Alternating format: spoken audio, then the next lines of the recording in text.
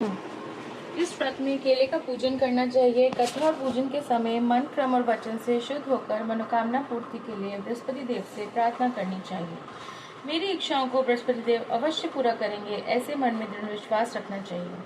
दिन में एक ही समय भोजन करना चाहिए। भोजन पीले चने की दाल आदि का करें, नमक न खाएं, पीले वस्त्र पहने, पीले फलों का प्रयोग करें, पीले चंदन से पूजा करें। पूजा के बाद प्रेम पूर्वक गुरु महाराज की कथा सुननी चाहिए। इस व्रत को करने से मन की इच्छाएं पूर्ण होती हैं और बृहस्पति महाराज प्रसन्न होते हैं। धन, विद्या, पुत्र तथा मनोवांछित फल की प्राप्ति होती है। परिवार में सुख तथा शांति रहती है। इसलिए यह व्रत सर्वश्रेष्ठ और अति फलदायक है। व्रत कथा। प्राचीन समय की बात है कि भारत में एक राजा राज्य करता था। वह बड़ा ही प्रतापी तथा धनी था। वह नित्य प्रति मंदिर में भगवान दर्शन करने जाता था। वह ब्राह्मणों की और गुरु की सेवा किया करता था। उसके द्वार से कोई भी याचक निराश होकर नहीं लौटता था। वह प्रत्येक गुरुवार को व्रत रखता एवं पूजन करता। हर दिन गरीबों की सहायता करता था। परंतु ये सब बातें उसकी रानी को अच्छी नहीं लगती थी। वह न व्रत करती, न किसी को एक भी पैसा दान में देती थी। वह राजा को भी ऐसा करने को मना किया करती थी। एक समय की बात है कि राजा शिकार खेलने वन को चले गए। घर पर रानी और दासी थी। उस समय गुरु बृहस्पति साधु का रूप धारण कर राजा के दरवाजे पर भिक्षा मांगने आए। साधु ने जब रानी से भिक्षा मांगी तो वह कहने लगी, हे साधु महाराज, मैं इस दान में पुण्य से तंग आ गई हूँ। इस कार्य के लिए मेरे पति देव ही काफी हैं। अब आप ऐसी कृपा करें कि सारा धन नष्ट हो जाए तथा मैं आराम से रह सकूं। साधु रूपी बृहस्पति देव ने कहा, हे देवी, तुम बड़ी विचित्र हो। संतान और धन से कोई दुखी नहीं होता, इसको सभी चाहते हैं।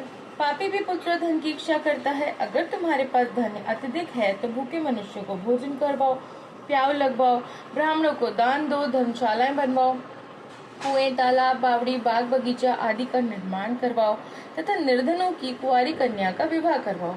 साथ ही यज्ञ आदि करो। इस प्रकार के कर्मों से आपके कुल का और आपका नाम परलोक में सार्थक होगा एवं स्वर्ग की प्राप्ति होगी।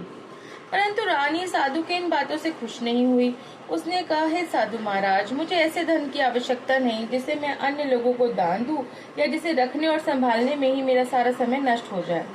साधु ने कहा, देवी, यदि तुम्हारी ऐसी इच्छा है तो जैसे तुम्हें बताता हूं तुम वैसा ही करना।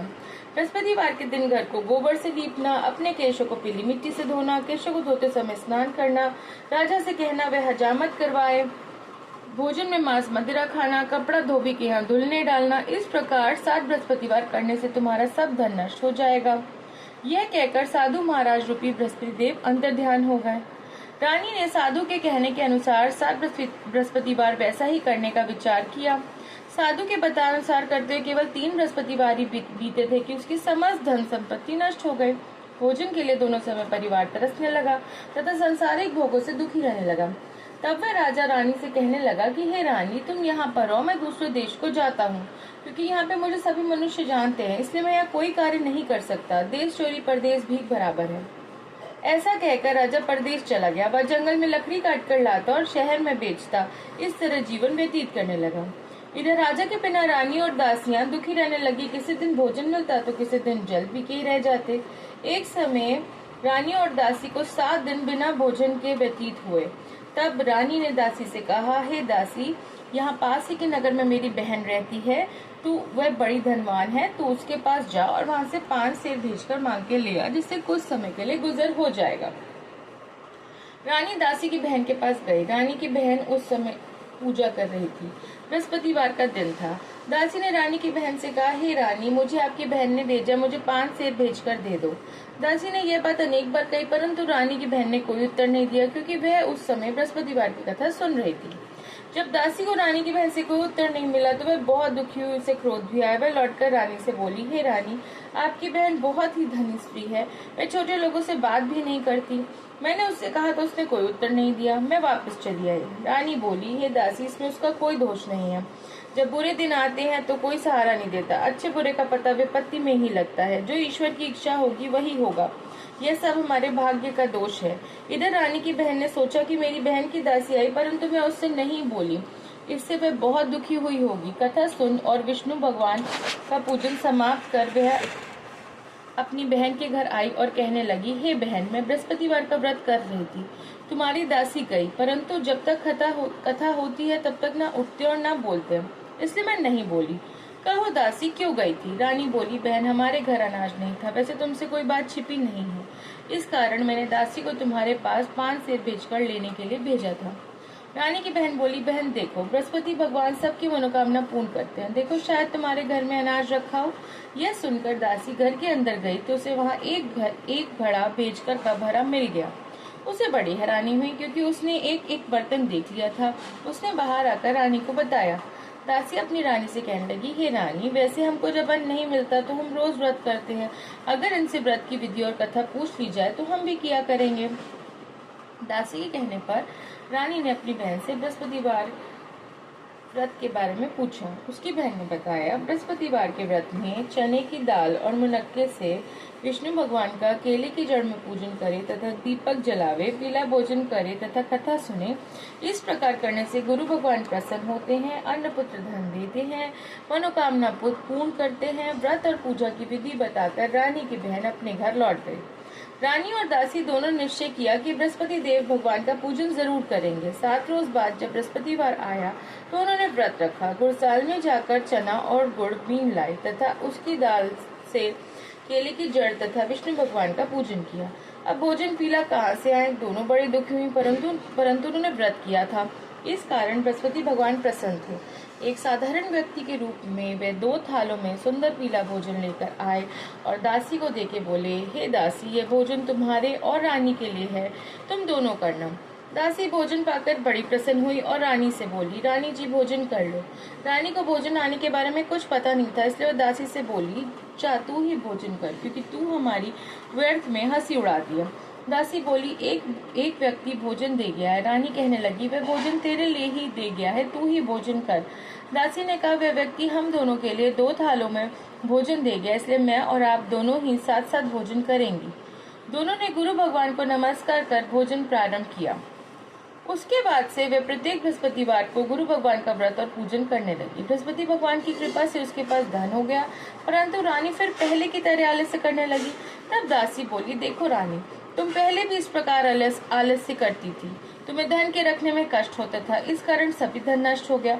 अब गुरु भगवान की कृपा से धन मिला है तो फिर तुम्हें आलस्य होता है। बड़ी मुसीबतों के बाद हमें यह धन पाया है, इसलिए हमें दान पुण्य करना चाहिए तथा भूखे मनुष्य को भोजन करवाओ, प्याऊ लगवाओ, ब्राह्मणों को दान दो, कुएं, तालाब, बावड़ी, बाग, बगीचा आदि का निर्माण करवाओ, मंदिर, पाठशाला बनवा के दान दो, कुंवारी कन्या का विवाह करवाओ, धन को शुभ कार्यों में खर्च करो, जिससे तुम्हारे कुल का यश बढ़े तथा स्वर्ग प्राप्त हो और पितृ प्रसन्न हो। दासी की बात मानकर रानी ने इसी प्रकार के कर्म करने प्रारंभ किए और उसका काफी यश फैलने लगा। एक दिन रानी और दासी आपस में विचार करने लगी कि न जाने राजा किस दशा में होंगे, उनकी कोई खोज खबर नहीं है। गुरु भगवान से उन्होंने प्रार्थना की और भगवान ने रात्रि में राजा को स्वप्न में कहा, हे राजा, उठ, तेरी रानी तुझको याद करती है, अब अपने देश को लौट जा। राजा प्रातःकाल उठा। वह विचार करने लगा कि स्त्री जाति खाने और पहनने की ही साथी होती है, पर भगवान की आज्ञा मानकर वह अपने नगर को चलने के लिए तैयार हुआ। जब राजा परदेश गया तो परदेश में बहुत दुखी रहने लगा। प्रतिदिन जंगल में लकड़ी बीन के लाता और उसे शहर में बेचकर अपनी दुखी जीवन को बड़ी कठिनाई से व्यतीत करता था। एक दिन राजा दुखी हो अपनी पुरानी बातों को याद करके रोने लगा। उस जंगल में बृहस्पति देव एक साधु का रूप धारण कर आए और राजा के पास आके बोले, हे लक्कड़हारा, तुम्हें सुनसान जंगल में किस चिंता में बैठे हो, मुझे बताओ। यह सुन राजा के नेत्रों में जल भर आया और साधु की वंदना कर बोला, हे प्रभु, आप सब कुछ जानने वाले हैं। इतना कहकर राजा ने साधु को अपनी संपूर्ण कहानी सुना दी। महात्मा दयालु होते हैं। वह राजा से बोला, हे राजा, तुम्हारी पत्नी ने बृहस्पति देव के प्रति अपराध किया था, जिसके कारण तुम्हारी यह दशा हुई। अब तुम किसी प्रकार की चिंता मत करो, भगवान तुम्हें पहले से अतिरिक्त धन देंगे। देखो, तुम्हारी पत्नी ने बृहस्पतिवार का व्रत प्रारंभ कर दिया। अब तुम भी बृहस्पतिवार का व्रत करके चने की दाल व गुड़ जल के लोटे में डालकर केले का पूजन करो, फिर कथा कहो या सुनो, भगवान तुम्हारी सभी मनोकामनाओं को पूर्ण करेंगे। साधु को प्रसन्न देखकर राजा बोला, हे प्रभु, मुझे लकड़ी बेचकर इतना पैसा भी नहीं बचता कि भोजन करने के उपरांत मैं कुछ बचा सकूं। मैंने रात्रि में अपनी रानी को व्याकुल देखा। मेरे पास कोई साधन नहीं जिससे मैं उसका समाचार जान सकूं। फिर मैं बृहस्पति देव की क्या कहानी कहूँ, मुझे कुछ मालूम नहीं है। साधु ने कहा, हे राजा, तुम किसी बात की चिंता मत करो। बृहस्पतिवार के दिन तुम रोजाना की तरह लकड़ियां लेकर शहर में जाओ। तुम्हें रोज से दुगना धन प्राप्त होगा, जिससे तुम भली भांति भोजन कर लोगे तथा बृहस्पति देव की पूजा का सामान भी आ जाएगा। बृहस्पतिवार की कहानी निम्न प्रकार से। प्राचीन काल में एक बहुत ही निर्धन ब्राह्मण था। उसके कोई संतान नहीं थी। वह नित्य पूजा पाठ करता, परंतु उसकी स्त्री बहुत मलिनता के साथ रहती थी। वह न स्नान करती और न किसी देवता का पूजन करती। प्रातः काल उठते ही सर्वप्रथम भोजन करती, बाद में कोई अन्य कार्य करती। ब्राह्मण देवता बहुत दुखी रहते, पत्नी को बहुत समझाते, किंतु उसका कोई परिणाम न निकलता। भगवान की कृपा से ब्राह्मण की स्त्री की कन्या उत्पन्न हुई। वह कन्या अपने पिता के घर में बड़ी होने लगी। वे बालिका प्रातः स्नान करके भगवान विष्णु का जप करती, बृहस्पतिवार का व्रत भी करने लगी। पूजा पाठ समाप्त कर स्कूल जाती तो अपनी मुट्ठी में जौ भर ले जाती और पाठशाला जाने के मार्ग में डालती जाती। वहीं जौ स्वर्ण के हो जाते तो लौटते समय उनको बीन के घर ले आती। एक दिन में बालिका सूप में इन सोने के जौ को फटक कर साफ कर रही थी। तभी उसकी माँ ने देख लिया और कहा, हे बेटी, सोने के जौ को फटकने के लिए सोने का सूप होना चाहिए। दूसरे दिन गुरुवार था। इस कन्या ने व्रत रखा और बृहस्पति देव से प्रार्थना करके कहा, हे प्रभु, यदि मैंने सच्चे मन से आपकी पूजा की है तो मुझे सोने का सूप दे दो। बृहस्पति देव ने उसकी प्रार्थना स्वीकार कर ली। रोजाना की तरह वह कन्या जौ फैलाती हुई स्कूल चली गई। स्कूल से लौट के जब वह जौ बीन रही थी तो बृहस्पति देव की कृपा से उसे सोने का सूप मिला। उसे वह घर ले आई और उससे जौ साफ करने लगी, परंतु उसकी माँ का वही ढंग रहा। एक दिन की बात है, वह कन्या सोने के सूप में जौ साफ कर रही थी। उस समय उस नगर का राजकुमार वहां से होकर निकला। इस कन्या के रूप और कार्य को देखकर वह इस कन्या पे मोहित हो गया। राजमहल आकर वह भोजन तथा जल त्याग उदास होकर लेट गया। राजा को जब राजकुमार द्वारा अन्न जल त्यागने का समाचार ज्ञात हुआ तो अपने मंत्रियों के साथ अपने पुत्र के पास गया और बोला, हे बेटा, तुम्हें किस बात का कष्ट है? किसी ने अपमान किया है अथवा कोई और कारण है? मुझे बताओ, मैं वही करूंगा जिससे तुम्हें प्रसन्नता हो। राजकुमार ने अपने पिता की बातें सुनी तो वह बोला, मुझे आपकी कृपा से किसी बात का दुख नहीं है। किसी ने मेरा अपमान नहीं किया है, परंतु मैं उस लड़की के साथ विवाह करना चाहता हूँ जो सोने के सूप में जौ साफ कर रही थी। यह सुन राजा आश्चर्य में पड़ गया और बोला, हे बेटा, इस तरह की कन्या का पता तुम ही लगाओ। मैं उसके साथ तुम्हारा विवाह अवश्य ही करवा दूंगा। राजकुमार ने राजा को उस लड़की के घर का पता बतलाया। मंत्री उस लड़की के घर गया और राजा का आदेश ब्राह्मण को सुनाया। कुछ ही दिन बाद ब्राह्मण की कन्या का विवाह राजकुमार के साथ संपन्न हो गया। कन्या के घर से जाते ही उस ब्राह्मण देवता के घर में पहले की भांति गरीबी का निवास हो गया। अब भोजन के लिए भी अन्न बड़ी मुश्किल से मिलता था। एक दिन दुखी होकर ब्राह्मण देवता अपनी पुत्री से मिलने गए। बेटे ने पिता की दुखी अवस्था को देखा और अपनी माँ का समाचार पूछा। ब्राह्मण ने सभी हाल कहा। कन्या ने बहुत सा धन देके अपने पिता को विदा कर दिया। इस तरह ब्राह्मण का कुछ समय सुखपूर्वक व्यतीत हुआ, लेकिन कुछ दिन बाद फिर से वही हाल हो गया। ब्राह्मण फिर अपनी कन्या के यहाँ गया और सभी हाल कहा तो पुत्री बोली, हे पिताजी, आप माताजी को यहाँ लिवा लाओ। मैं उन्हें वह विधि बता दूंगी जिससे गरीबी दूर हो जाए। ब्राह्मण देवता अपनी स्त्री को साथ लेकर राजमहल अपनी पुत्री के पास पहुंचे तो पुत्री अपनी माँ को समझाने लगी, हे माँ, तुम प्रातः काल उठकर प्रथम स्नान करके विष्णु भगवान का पूजन करो तो तुम्हारी सब दरिद्रता दूर हो जाएगी। परंतु उसकी माँ ने उसकी एक बात नहीं मानी। वह प्रातः काल उठकर अपनी पुत्री का बच्चा जूठन ही खा लेती थी। एक दिन उसकी पुत्री को बहुत गुस्सा आया। उसने एक रात एक कोठरी में से सारा सामान निकाल दिया और अपनी माँ को उसमें बंद कर दिया। प्रातः उसमें से उसे निकाला तथा स्नानिदा करवा के पूजा पाठ करवाया तो उसकी माँ की बुद्धि ठीक हो गई।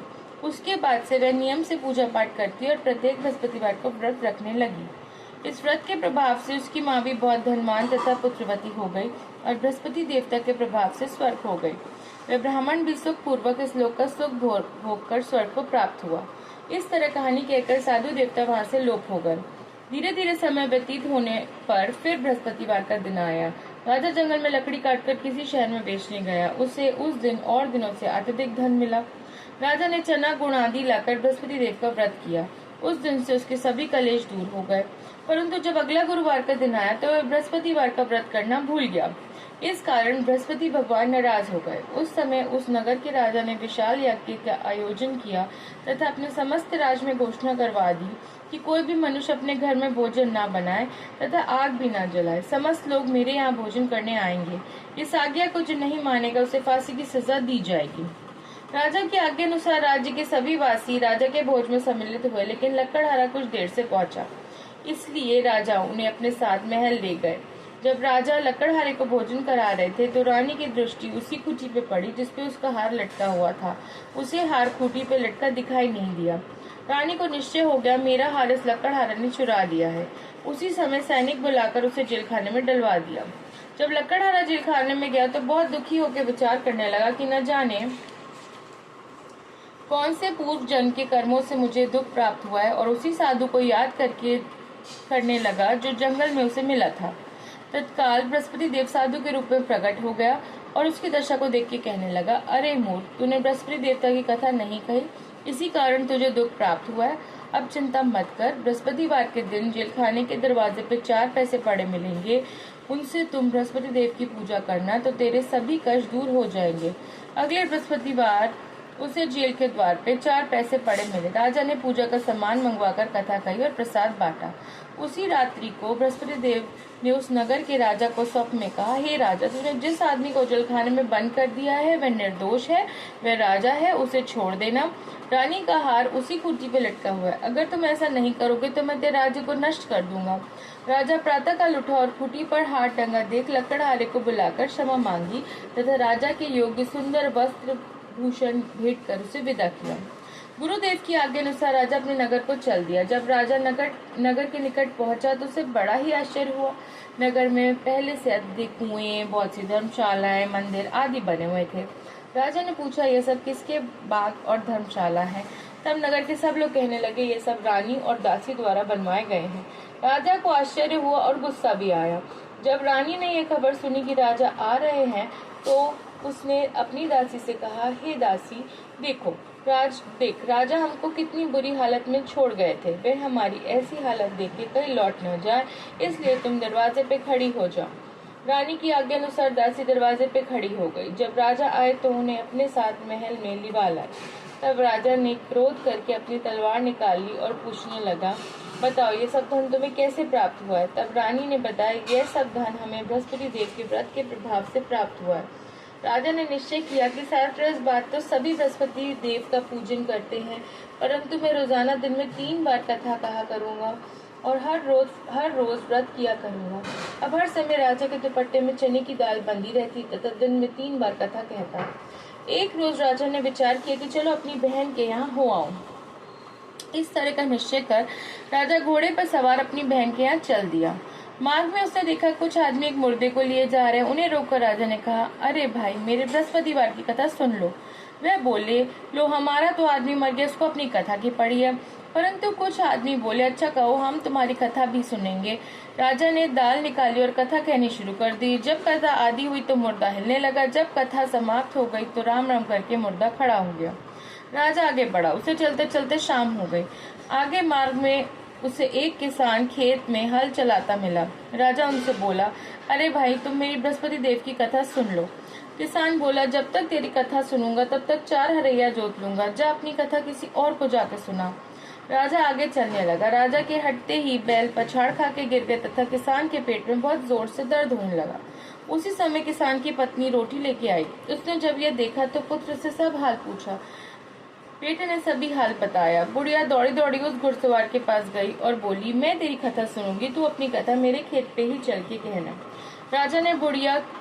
राजा ने लौट के बुढ़िया के खेत पे जाकर कथा कही, जिसके सुनते ही बैल खड़े हो गए तथा किसान के पेट का दर्द भी बंद हो गया। राजा अपनी बहन के घर पहुंच गया। बहन ने भाई की खूब मेहमानी की। दूसरे रोज प्रातःकाल राजा जगा तो वह देखने लगा कि सब लोग भोजन कर रहे हैं। राजा ने अपनी बहन से जब पूछा, ऐसा कोई मनुष्य जिसने भोजन न किया और जो मेरी बृहस्पतिवार की कथा सुन ले? तो बहन बोली, हे भैया, यह देश ऐसा ही है, पहले यहाँ के लोग भोजन करते हैं, बाद में कोई अन्य काम करते हैं। अगर पड़ोस में कोई है तो मैं देख आती हूँ। ऐसा कहकर बहन देखने चली, परंतु उसे कोई भी ऐसा व्यक्ति नहीं मिला जिसने भोजन ना किया हो। वह एक कुम्हार के घर गई जिसका लड़का बीमार था। उसे मालूम हुआ उसके यहाँ 3 दिन से किसी ने भोजन नहीं किया है। रानी ने अपने भाई की कथा सुनने के लिए कुम्हार को कहा। वह तैयार हो गया। राजा ने जाकर बृहस्पतिवार की कथा कही, जिसको सुनकर उसका लड़का ठीक हो गया। अब हर समय राजा की प्रशंसा होने लगी। एक दिन राजा ने अपनी बहन से कहा, हे बहन, मैं अपने घर जाऊंगा, तुम भी तैयार हो जाओ। राजा की बहन ने अपनी सास से अपने भाई के साथ जाने की आज्ञा मांगी। सास बोली, चले जाओ, परंतु अपने लड़के को मत ले जाना, क्योंकि तुम्हारे भाई की कोई संतान नहीं होती है। बहन ने अपने भैया से कहा, हे भाई, मैं तो चलूंगी, परंतु कोई बालक नहीं जाएगा। राजा ने कहा, जब कोई बालक नहीं जाएगा तो तुम जाके क्या करोगी? दुखी मन से राजा अपने नगर को लौट आया। राजा ने अपनी रानी से कहा, हम निर्वंश, हमारा मुख देखने का भी धर्म नहीं है। वह बिना भोजन आदि किए शैया पर लेट गया। रानी बोली, हे प्रभु, बृहस्पति देव ने हमें सब कुछ दिया है, वे हमें संतान अवश्य देंगे। उसी रात बृहस्पति देव ने राजा को स्वप्न में कहा, हे राजा, उठ, सभी सोच त्याग दे, तेरी रानी गर्भवती है। राजा को यह जान के बड़ी खुशी हुई। 9वें महीने रानी के घर में एक सुंदर पुत्र पैदा हुआ। तब राजा बोला, हे रानी, स्त्री बिना भोजन के रह सकती है, परंतु बिना गहन नहीं रह सकती। जब मेरी बहन है तो मुझसे कुछ मत कहना। जब रानी की बहन ने ये शुभ समाचार सुना तो वह बहुत खुश हुई तथा बधाई लेके अपने भाई के आई। तभी रानी ने कहा, घोड़ा चढ़ के नहीं आई, गधा चली आई। राजा की बहन बोली, भाई, मैं इस प्रकार ना कहती तुम्हें औलाद कैसे मिलती? बृहस्पति देव ऐसे ही हैं, जैसे जिसके मन में कामना है सबको पूर्ण करते हैं। जो सद्भावना पूर्वक बृहस्पतिवार का व्रत करते एवं कथा पढ़ते हैं अथवा सुनते हैं और दूसरों को सुनाते हैं, बृहस्पति देव उनकी सभी मनोकामना पूर्ण करते हैं। बृहस्पति देव उनकी सदैव रक्षा करते हैं। जो संसार में सद्भावना से गुरुदेव का पूजन एवं व्रत सच्चे हृदय से करते हैं, उनकी सभी मनोकामना पूर्ण होती है। वैसे सच्ची भावना से रानी और राजा ने बृहस्पति देव की कथा का गुणगान किया, उनकी सभी इच्छाएं बृहस्पति देव ने पूर्ण की। इसलिए हम सबको कथा सुनने के बाद प्रसाद लेके जाना चाहिए, हृदय से मान करते हुए जयकारा बोलना चाहिए। आरती बृहस्पति देव की। जय बृहस्पति देवा, जय बृहस्पति देवा, छिन्न भिन्न भोग लगाऊं कदली फल मेवा। तुम पूर्ण परमात्मा, तुम अंतर्यामी, जगतपति जगदीश्वर, तुम सबके स्वामी। चरणामृत निर्मल, सब पातक हरता, सकल मनोरथ दायक, कृपा करो भरता। तन मन धन अर्पण कर जो जन शरण पड़े, प्रभु प्रकट तब होकर आकर द्वार खड़े। दीन दयाल दयानिधि, भक्तन हितकारी, पाप दोष तब हरता, भव बंधनहारी। सकल मनोरथ दायक, सब संशय हारो, विषय विकार मिटाओ, संतन सुखकारी। जो कोई आरती तेरी प्रेम सहित गावे, जेठानंद जो निश्चय पावे। सब बोलो विष्णु भगवान की जय, बोलो बृहस्पति भगवान की जय।